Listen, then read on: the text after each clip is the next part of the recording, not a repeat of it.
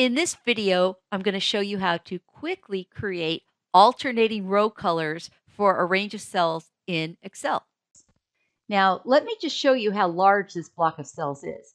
I'm going to hold down the Control key on the keyboard and just tap the down arrow key.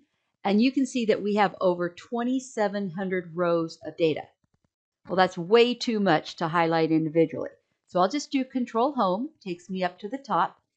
And I'm going to go onto the Home tab over to this area called Format as Table. I'll click the drop down, pick whatever format I like. Then you want to make sure that if the very first row of your block really should be your column headings, make sure that there's a check on My Table Has Headers.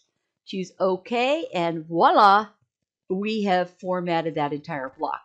Now there's a little caveat here because what Excel did was it actually converted it to something a little bit different called a table in Excel.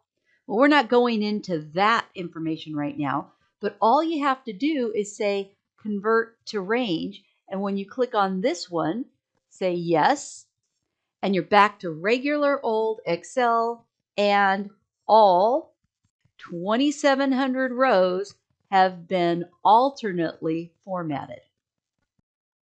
If you like this video, make sure you click the subscribe button below.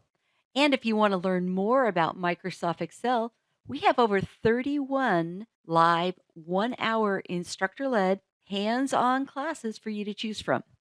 And don't forget to download our free Excel keyboard shortcuts.